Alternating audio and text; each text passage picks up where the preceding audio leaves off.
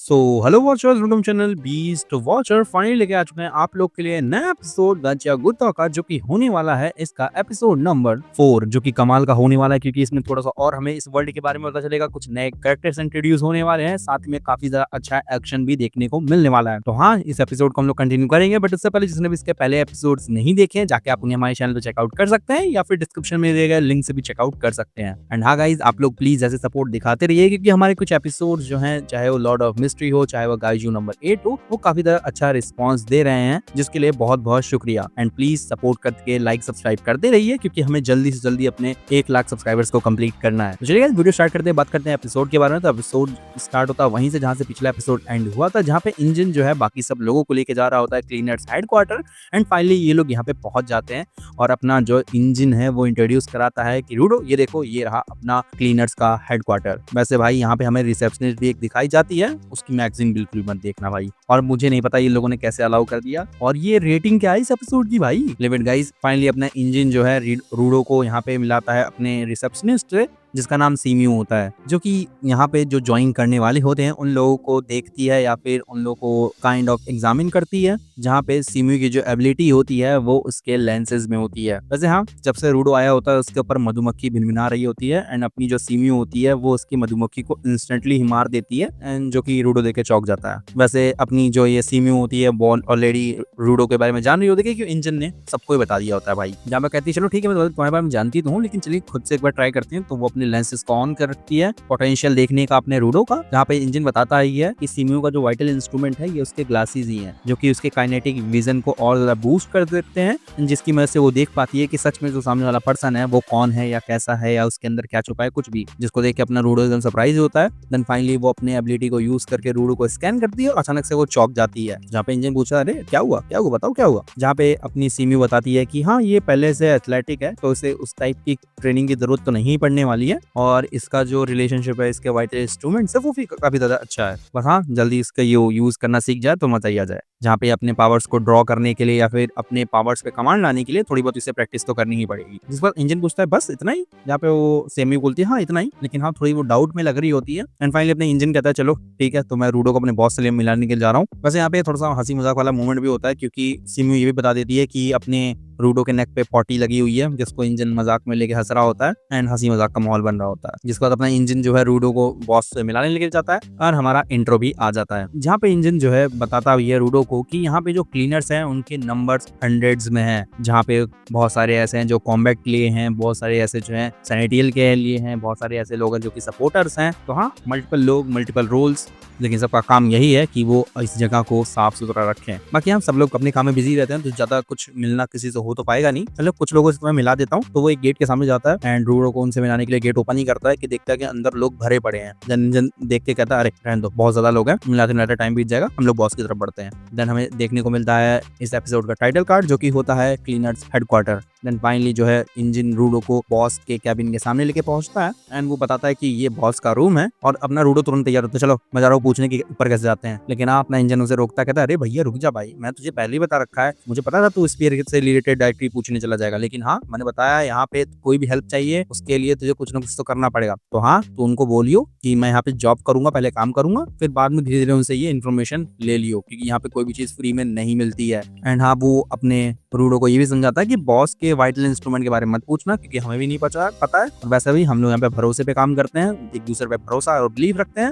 And हम लोग को भी इतना कुछ आइडिया नहीं है कि उनकी पावर आखिर में है क्या। तो हाँ, हम सब क्लीनर्स हैं और बॉस को फॉलो करते हैं, बस और कुछ नहीं। तो लॉयल्टी है जो सबसे ज्यादा मैटर करती है, वो हम सबके अंदर है। जिसके बाद फाइनली अपना रूडो दरवाजा खोलता है, लेकिन वहाँ पे बॉस होता ही नहीं है। तब से वहाँ पे सेमियो आ जाती है जो कि बताती है कि बॉस किसी काम से बाहर गए हैं, एंड जहाँ पे इंजन पूछता भी है क्या कितना टाइम लगेगा, कब आएंगे, मतलब जहाँ पे सेमियो कहते कोई आइडिया नहीं है, जहाँ पे इंजन कहता है यार कैसा बॉस है यार, कम से कम हम लोग को बता के जाना चाहिए ना। जिसके बाद अपना जो है इंजन रूडो से माफी मांगता है, अरे रूडो माफ करना, बॉस नहीं है यहाँ पे, जहाँ पे रूडो उस पर गुस्सा ही हो रहा था, हाँ मैंने सुन लिया भाई। जिसके बाद वहाँ पे एंट्री होती है रियो की, जो कि कहते अरे जब रूडो को थोड़ा बहुत टाइम है तो चलो वो मेरा काम कर चल के देख लेगा। वैसे भी अभी इसे ऑफिशियली क्लीनर्स को ज्वाइन करने के लिए तो बॉस का वेट ही करना पड़ेगा, तब तक के लिए चल के मेरे साथ ही जो मेरी ट्रेनिंग है उसे ही देख ले और कुछ सीख ही जाए ये बंदा। और अपनी रियो ये भी कहती है कि हाँ मैं इसके बारे में थोड़ा बहुत जानना चाहती हूँ, तो उसमें मुझे मदद मिल जाएगी। जिसका अपना रूडो रेडी हो जाता है, फिर ये लोग मैप समझाना स्टार्ट करते हैं, जहाँ पे क्लाइंट की रिक्वेस्ट आई होती है, जहाँ पे आसपास के ही पोल्यूटेड जोन के अंदर एक स्मॉल ट्रैश बीस्ट का जो है रिपोर्ट बताया गया होता है, जो कि उनके बैरिकेड की तरफ बढ़ रहा होता है। तो हाँ, वो जो क्लाइंट होता है वो बस उसे हटा के वहां से चीजों को सुरक्षित रखना चाहता है। जहाँ पे अपना रूडो पूछता है, अरे पॉल्यूटेड जोन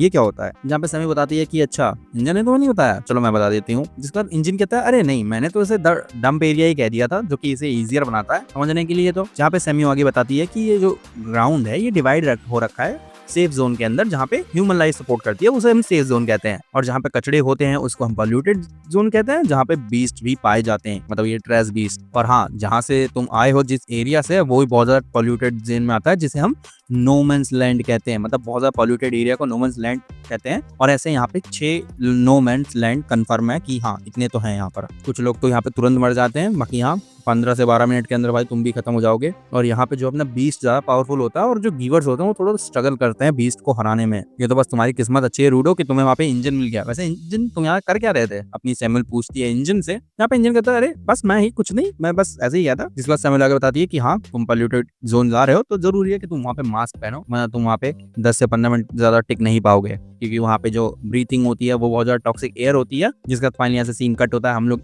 उसी बैरिकेड के पास पहुंचते हैं जहाँ पे बीस्ट देखे गए होते हैं, ट्रैश बीस्ट। और वहाँ पे पूरी जो टीम होती है रियू के साथ होती है, सपोर्टर्स होते हैं, और अपना रूडो भी वहाँ पे होता है। जिस पर रियू कह रही होती है ये आसान काम है, लेकिन मैं चाहती हूँ कि तुम थोड़ा पास से देख पाओ रूडो। यहाँ पे रूडो अपना कह रहा था ठीक है यार। यहाँ पे रूडो इन सब चीजों को ध्यान से देख रहा होता है कि हाँ चारों तरफ हमें कचरा ही देखने को मिल रहा है, मुझे पता नहीं कि मैं इस गंदी हवा में कितनी देर तक सांसें ले रहा था। और मैं सब सोचता हूँ कि जब मैं ऊपर था तो मैं इस जगह को लगभग ऐसा ही सोचता था कि ऐसी होगी, बट क्या ऊपर रह रहे लोगों को पता है इस दुनिया के बारे में, या जानबूझ कर वो लोग कचरा यहाँ पे ह्यूमंस देखते हैं? ये सब जो है सोच रहा होता है अपना रूडो, जहाँ पे आसपास के कचड़े को भी देखता है। लेकिन हाँ, ये कचड़े तो मेरे लिए खजाना है यार, मैं तो चाहता हूँ कि इन कचड़ों को यूज करूँ, मैं कुछ यहाँ पे यूजफुल बनाऊं। जिसके बाद अपना जो रूडो पूछता है उन लोगों के बारे में जो कि रियो के साथ होते हैं, जहाँ पे रियो बताती है कि ये लोग भी क्लीनर्स ही हैं एक टाइप से, जिन्हें हम सपोर्टर कहते हैं। इनके पास पावर्स तो नहीं होती हैं, बट हाँ they are important part of the team, और जो कि मदद करते हैं। वैसे हाँ, यहाँ पे एक बंदा आता है जो कि अपने रूडो से हाथ मिलाता है और उसके हाथ को मसल देता है, जहाँ पे अपने रियो कहते हैं देखा ये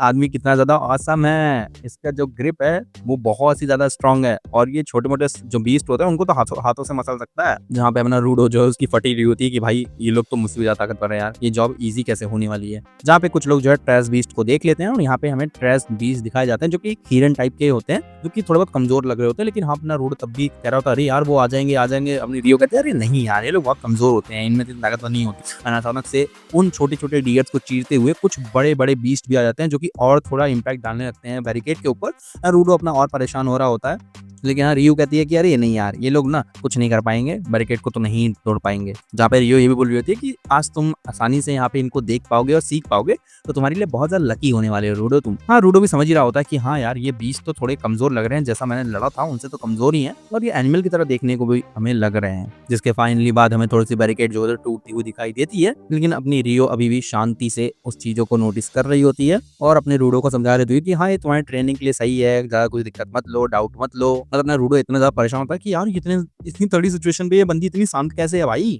जिसका रियो ये भी बोलती है कि चलिए यहाँ से हम लोग काम खत्म करके ना वापस जाएंगे, तुम्हारे लिए ना वेलकम पार्टी जो है हम लोग करने वाले हैं। लेकिन हाँ, अभी तुम क्लीनर्स को ज्वाइन तो नहीं कर पाए, तुम्हारा वैसे फेवरेट फूड क्या है? और ये सब सुन के भाई अपना रूडो एकदम सदमे में होता है कि ये बंदी, इसके जान को रिस्क है, लेकिन फिर भी यार ये शांति से है। जिसके बाद अपनी रियो बोलती है अरे यार ये तो लाइफ का पार्ट बन चुका है, हमारे ग्राउंड पे रहना तो सब ऐसा ही करना पड़ेगा, काम रहना ही पड़ेगा, कूल रहना ही पड़ेगा। यहाँ पे रूडो सोचता अच्छा तभी इंजन इतना ज्यादा कूल रहता है, तो यही चीज है जो कि मैं मिस कर रहा था अब तक। चलो कोई नहीं, अभी कूल रहने का ट्राई करूंगा। और जैसे वो बोलता है तब से अचानक से एक और बहुत बड़ा बीस्ट आ जाता है इन लोग के सामने, जिसको देख के सब लोग हैरान हो जाते हैं। जिसके बाद रियो भी थोड़ी सी यहाँ पे कहती है अरे नहीं यार, ऐसा बीस्ट मैंने आज तक नहीं देखा, इतना स्टाइलिश बीस्ट, मेरे लिए भी नया ही एक्सपीरियंस होने वाला है। फाइनली अपनी रियो तैयार होती है उससे लड़ने के लिए, वो अपने सीजर्स को निकालती है और कहती है कि जब अपोनेंट टफ हो तो ज्यादा मजा आती है लड़ने में। जिसके बाद छोटे बीस्ट और बड़ा बीस्ट जो होता है अपनी रियो की तरफ बढ़ ही रहा होता है, लेकिन अपनी रियो जो होती है अपने सीजर्स को यहाँ पे चार्ज करती है, और चार्ज करने के बाद जो है उसको हवा में फेंकती है, एंड वो सीजर्स होती है और ज्यादा बड़े हो जाते हैं। जिसके बाद वो उसे अपने पैर से कंट्रोल करने लगती है, और जो छोटे मोटे बीस्ट होते हैं उन लोगों को काटना छाटना चालू कर देती है सीजर्स को अपने पैर को यूज करते हुए। जिसको देख के रूडो बहुत ज्यादा सरप्राइज होता है कि आखिरकार ये ऐसे कर कैसे रही है, है, ये पैरों से चला रही है क्या सीजर्स को? जिसके बाद वो जो सपोर्टर होता है वो समझाता है कि ये सीजर्स जो हैं ये अपने रियो के वाइटल इंस्ट्रूमेंट्स हैं, जिसे वो राइपर कहती है या रिपर कह लो। और जहां तक सारे लोग अपने सीजर्स को हैंड यूज करते हैं, लेकिन अपनी जो रियो थोड़ी अलग है, वो उसे अपने फीट से यूज करती है ताकि वो और ज्यादा तरीकों से यूज कर पाए।